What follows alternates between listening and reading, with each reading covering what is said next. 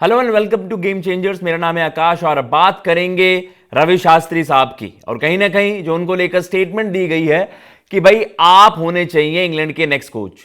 आपके अंदर वो सारी क्वालिटीज हैं, सारी ट्रेड्स हैं कि भाई आप फिट इन होते हो उस रोल में कंप्लीटली।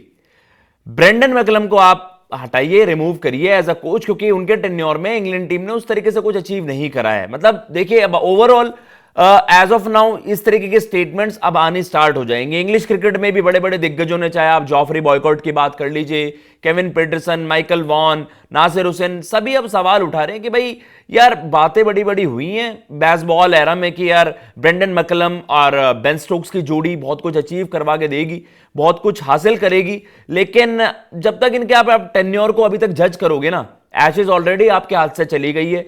और अभी भी इस तरीके की स्टेटमेंट्स दी जा रही है खिलाड़ियों की तरफ से, इवन बेन स्टोक्स की तरफ से, ब्रेंडन मैकलम की तरफ से कि यार मतलब ठीक है अभी और सीरीज यहां पर क्लोज हो जाएगी अगर 3-2 रिजल्ट आ गया। यार ये कोई बातें थोड़ी ना होती हैं। बहरहाल बिना किसी देरी के एक स्टेटमेंट पर आते हैं। मोंटी पनेसर साहब ने एक स्टेटमेंट दी है रवि शास्त्री साहब को लेकर।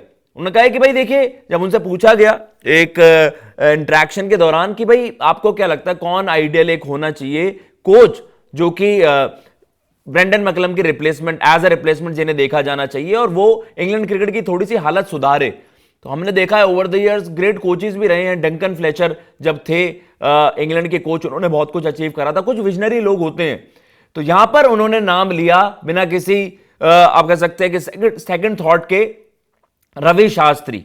You have to think who exactly knows how to beat Australia, how do you take advantage of Australia's weaknesses mentally, physically and tactically. I think Ravi Shastri should become England's next head coach. तो उन्होंने उस तरीके से वहां पर statement दी है कि भाई आपको सोचना पड़ेगा कि ऑस्ट्रेलिया को हराना किसको आता है, किसने वो करके दिखाया है, और कौन जानता है कि यार ऑस्ट्रेलिया की वीकनेसेस क्या है, मेंटली, फिजिकली और tactical aspect of the game, कौन उन सारे एलिमेंट्स में सबसे बेस्ट है, जो आपके पास बेस्ट अवेलेबल ऑप्शन है। उन्होंने कहा कि रवि शास्त्री को इंग्लैंड का अगला हेड कोच बनना चाहिए। मोंटी पनेसर ने एक बड़ी स्टेटमेंट दे दी है और जिसको लेकर सोशल मीडिया पर भी काफी मतलब चर्चाएं हैं कि यार क्या एक लेजिट कॉल हो सकती है। क्या रवि शास्त्री साहब, जो कि खुद ही अब मतलब कह सकते हैं कि क्या वो एक इतनी बड़ी भूमिका निभाने के एज ऑफ नाउ वो विलिंग होंगे, क्या वो खुद चाहेंगे एक ऐसा रोल? ये एक एज ऑफ नाउ तो यार ये बस एक स्टेटमेंट है, इसके पीछे भी कोई ये नहीं है कि यार इसको एग्जीक्यूट करना है और कब तक ये चीजें हो पाएंगी। बहरहाल जब हम चर्चा कर रहे हैं कि यार, अब आप वापस आ जाइए तान्या, तो हम जो बात कर रहे हैं कि यार जिस तरीके से ये स्टेटमेंट दी गई है वो किस कंटेक्स्ट में दी गई है। एज ऑफ नाउ देखा जाए, दो टेन्योर को अगर हम कंपेयर करें, as a coach Ravi Shastri साहब 25 टेस्ट विंस, और जो 2017 टू 2021 अगर आप चर्चा कर रहे हैं उस टेन्योर की, मतलब ये बात तो तय है। देखिए, रवि शास्त्री साहब ने अपने टेन्योर में एक अलग ब्रांड की क्रिकेट कहा कि यार हम इस टेन्योर में एक अलग ब्रांड की क्रिकेट खेलेंगे, जिसको लेकर दुनिया ने आगे चर्चा भी करी। उन्होंने बताया कि यार एग्रेसिव ब्रांड की टेस्ट क्रिकेट खेलनी होगी, तब जाकर आप ओवरसीज कंडीशंस में डोमिनेट कर पाओगे। ऑस्ट्रेलिया जो किसी भी एशियन टीम के लिए आप कह सकते हैं ना फाइनल फ्रंटियर, सबसे मुश्किल जगह भाई। मतलब चाहे आप श्रीलंका, पाकिस्तान की बात करते हैं, उन्होंने सालों से वहां एक मैच नहीं जीता था। मतलब आपके डेकेड्स, आपके 10 साल में, 20 साल में मैचेस नहीं जीते हुए इन टीमों ने। और वहां पर आप कहेंगे कि भाई इंडिया बैक टू, मतलब आप इंडिया 2 टूर्स वहां पर जीते, बीजीटी हम वहां पर भी जाकर जीतते थे, अपने घर में भी जीतते थे। रवि शास्त्री टेन्योर में अगर देखा जाए एज अ कोच, उस टेन्योर में भाई हम बस एक मैच हारे, बस एक मैच। और अभी इंडिया स्ट्रगल कर रही है अंडर गौतम गंभीर। हमने देखा वहां पर हम व्हाइट वॉश करवा रहे हैं, कहीं ना कहीं अपने घर में हम व्हाइट वॉश हो जा रहे हैं। तो Ravi Shastri as a test captain was a different beast. मतलब उन्होंने जो करके दिखाया वो अमेजिंग चीजें हैं। और ये मोंटी पनेसर ने उस चीज को कहा भी है कि यार जिसने, जो प्रूवन बंदा है, जिसने करके दिखाया है, जिसने ऑस्ट्रेलिया को ऑस्ट्रेलिया में हराकर दिखाया है, तो उनका जो एक रिज्यूमे है काफी सॉलिड है रेड बॉल क्रिकेट में। व्हाइट बॉल क्रिकेट में ये है कि यार वो टाइटल्स ना जिता पाना, 19 वर्ल्ड कप और if I am not wrong I think 17 champions trophy भी उसी टेन्योर का पार्ट था। तो यही है कि मतलब व्हाइट बॉल में उस तरीके से चीजें नहीं हो पाई और अनफॉर्चुनेटली हम वहां पर ट्रॉफी नहीं जीत पाए। इवन फॉर दैट मैटर अगर आप देखा जाए तो फिर WTC फाइनल भी एक हम हारे उनके टेन्योर में। तो ये है कि मतलब विराट कोहली रवि शास्त्री जो जोड़ी थी रेड बॉल क्रिकेट में, अब आप बड़ी अचीवमेंट्स के बारे में बात करोगे तो वही है कि हमने रेड बॉल क्रिकेट में बहुत कुछ अचीव करा। अफ्रीका में जाकर मैच जीतना, उन डिफिकल्ट कंडीशंस में कहना कि नहीं यार हम खेलेंगे। तो कुछ ऐसी चीजें हुई हैं जो इंडियन क्रिकेट में पहले नहीं हुई थी। फास्ट बॉलिंग ग्रुप आपने इस तरीके का तैयार करा जो कि वर्ल्ड बीटर बना। तो ये है रेड बॉल क्रिकेट का एक तरीका, तो रवि शास्त्री साहब जानते हैं और उन्हें पता है।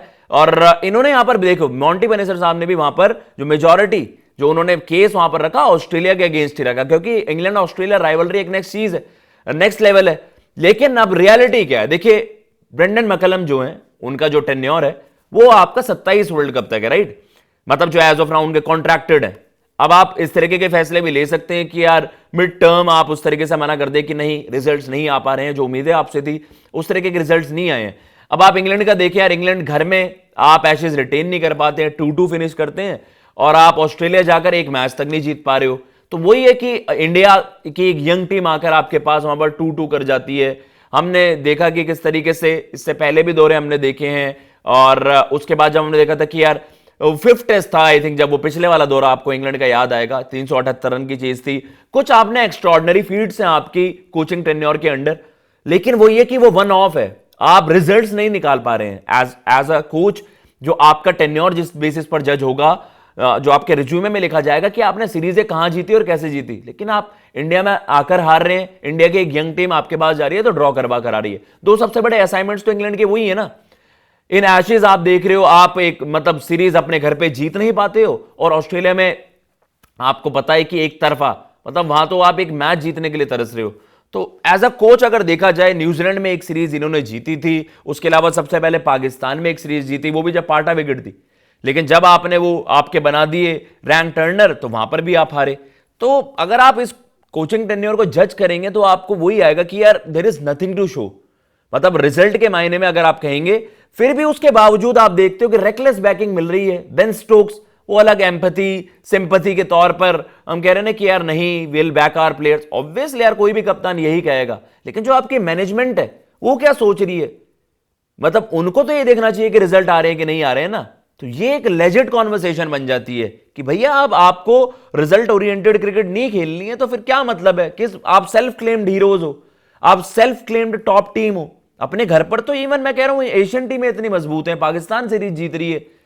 इंडिया ने खराब करा रिसेंट टाइम पे, इंडिया एक फॉर्मेडेबल ओपोनेंट होता था घर पर। बांग्लादेश अपने घर पर मजबूत है, श्रीलंका अपने घर पर अच्छा करता, आप घर की सीरीजें नहीं जीत रहे हो, तन आप कैसे टर्म करोगे यार इनके टेन्योर को कि इन्होंने कुछ भी अचीव करा है? मैं तो कह रहा हूं कि कुछ एक सक्सेस तो हो, इसके बारे में आप यहां पर चर्चा कर रहे हो।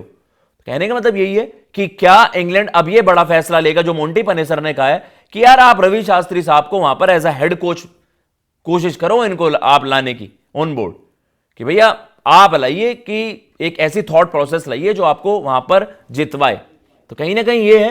आप भी बताइएगा कमेंट बॉक्स में आपको क्या लगता है, मोंटी पेनेसर साहब ने जो कहा है कि यार रवि शास्त्री को हेड कोच होना चाहिए, वो कितना आइडियल है? और उसके अलावा जो हम बात कर रहे हैं कि बेन स्टोक्स अभी भी बैक कर रहे हैं, ब्रेंडन मैकलम कह रहे हैं कि जे मेरे ऊपर नहीं है ये, मतलब आपकी एक मोरल रिस्पॉन्सिबिलिटी बनती है कि भैया आप पद से इस्तीफा दो, लेकिन वहां पर रॉयल्टी चल रही है ना। बेन स्टोक्स से कोई पूछ रहा कि भैया आपकी कप्तानी का क्या रिजल्ट आया है और क्या आपकी कोचिंग में आया ब्रेंडन मैकलम साहब, लेकिन वही है कि भैया घर की सरकार है।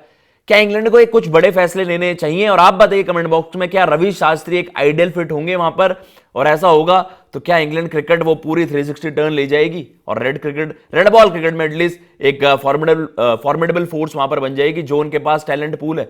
कमेंट बॉक्स में जरूर बताइएगा। मैं लेता हूं इजाजत। जय हिंद, जय भारत।